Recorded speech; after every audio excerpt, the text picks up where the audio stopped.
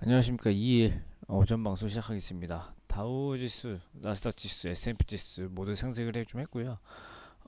전반적으로는 상승하는 분위기였는데 일단 장 초반에는 하락으로 시작했습니다. 이제 그 하락했을 때 나왔던 뉴스가 굉장히 중요한 뉴스인데 중국에서 미국산 대두와 돼지고기 수입을 중단하라는 지시가 발표가 되었습니다. 일단 이 뉴스가 나오면서 뭐 현대사료나 그 다음에 샘표, 그 다음에 몇몇 돼지고기 관련 종목들은 오늘 큰 이슈를 받으면서 급등락을 좀 거듭할 것으로 첫 번째로 좀 생각이 좀 들고요. 그 다음에 지금 미국 지수가 상승한 이유는 미국 전역에서 코로나19로 인한 봉쇄령을 좀 완화가 되고 있습니다. 셧다운이 다 해제가 되고 있는데 그러면서 상승으로 좀 전환을 했고요. 지금 이제 코로나19 때문에 봉쇄했던 것이 이제 좀 완화가 되고 있음에도 불구하고 이 인종차별 반대 시위가 좀 격해지면서 이 통행금지령, 그 다음에 약탈 이런 것들이 지금 발생하고 있다는 것이 증시의 상승폭을 좀 제한하였습니다. 저는 개인적으로 하나 좀 걱정하고 있는 것은 지금 이 코로나19 때문에 지금 사회적 거리두기에서 빠져나온 지 얼마 안 된 이 시점에서 저 시위로 인해서 코로나19가 혹시나 좀 다시 퍼지지 않을까라는 조심스러운 좀 우려가 좀 있는데 일단은 뭐 지금 그 코로나에 대한 걱정보다는 지금 이 시위가 지금 당장 길거리에 상인들을 약탈하고 있고 각종 범죄가 막 쏟아지고 있기 때문에 분명히 좋지 않은 뉴스이다. 또 이 시위가 미국뿐만 아니라 뭐 유럽의 그 프랑스, 덴마크 등 여러 국가에서 퍼져 있는 상황이기 때문에 음, 이 인종차별에 대한 이슈 사실 이게 굉장히 끝나는데 애매합니다. 이 시위에 이 시위를 주도한 사람을 찾아야 정부와 무슨 협상을 하든 아니면은 뭐 누군가를 체포해서 마무리를 짓든 그러니까 무력이든 평화든 뭐든 마무리를 지을 수 있는데 아직 그 배후가 밝혀지지 않았다라는 것 때문에 조금 리스크가 좀 발생을 하고 있고요. 이 현재 이 시위가 끝나지 않더라도 이 시위의 배후, 이 시위를 지금 주동하고 있는 꼭 배후라고 하기보다는 그 시위를 지금 지휘하고 통솔하고 있는 이 가장 헤드, 이 헤드를 누군지 밝혀내기만 한다 해도 이 리스크는 완화가 좀 될 수 있는 부분이기는 합니다.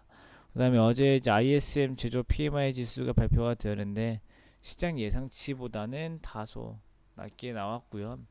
그래도 이 코로나 이후에 처음으로 좀 개선이 된 지표가 발표가 되었습니다. 뭐 43.1 정도 나왔습니다. 50을 넘어야 되겠지만 아직까지 넘지는 못하고 있고 이제 그렇게 뭐 어제 트럼프 대통령의 그 기자회견 이후에 그 반도체 강세 흐름이 있었는데 어제 중국이 저 보도를 발표한 이후에 반도체 업종들은 하락했다가 반등을 하진 못했고요.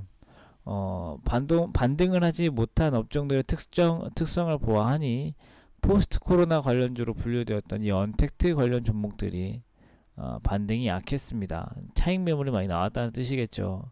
그리고 이제 모건 스탠리에서 이제 온라인 쇼핑 선호도가 앞으로 올라갈 것이다라는 전망을 발표하면서 이 아마존이 상승을 했고 이제 우리나라 같은 경우도 지금 이 쿠팡에 대한 그 코로나19 쿠팡에서 좀 퍼졌더니 더 확산이 좀 뭐라 해야 될까요?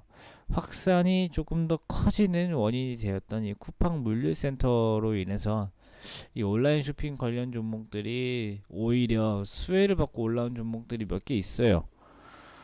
뭐 이마트라든지 이제 그런 것들 쓱쓱 배송 있죠. 이마트 이제 그런 것들이 올라오기도 하였고 근데 이제 앞으로 올라간다라는 것 때문에 뭐 이마트 같은 것들은 앞으로도 괜찮을 수 있어요. 그리고 이제 애플에서 자사주 매입을 승인하면서 이제 애플은 좀 올라왔다라는 것.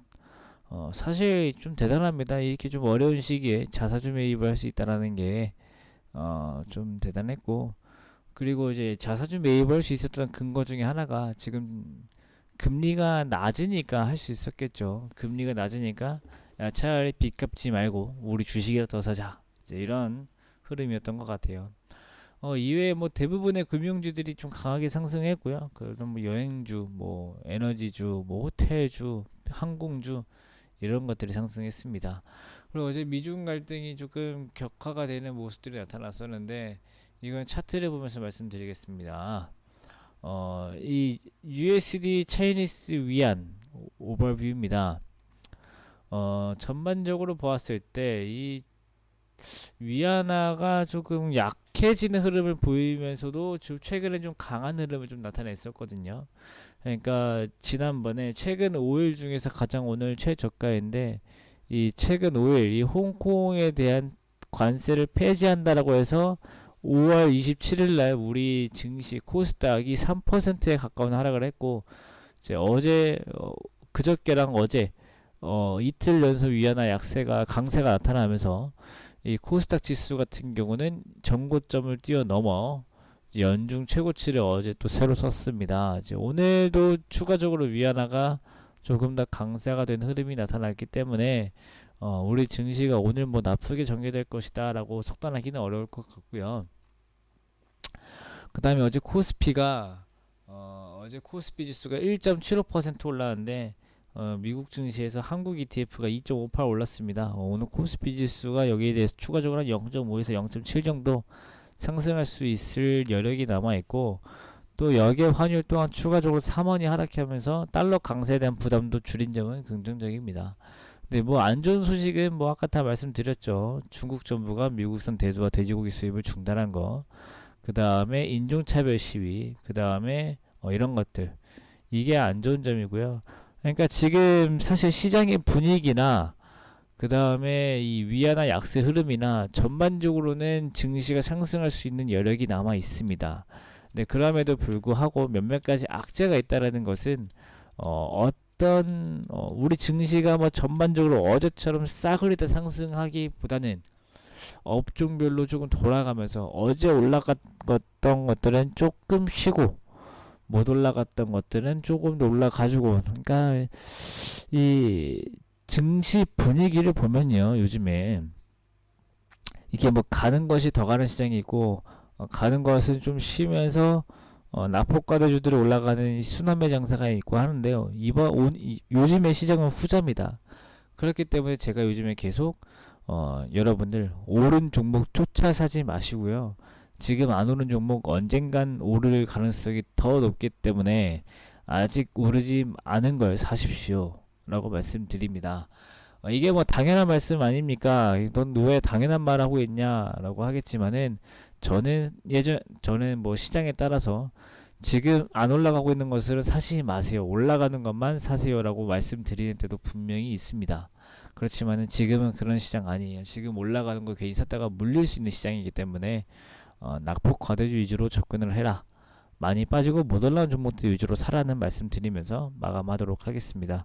이제 오늘 저녁에 이제 미국의 오늘 한국의 경제 성장률이 뭐 1분기 나오기도 하고 그 다음에 내일 미국의 고용 보고서가 나오는데 일단 뭐 서비스업 지수가 더 중요합니다. 제조업 지수는 미국의 10%밖에 안 되기 때문에 서비스업 지수도 굉장히 중요하다라는 거까지 확인하고 또 반도체는 목요일날 움직일 수 있겠습니다. 브로드컴 실적 영향으로요.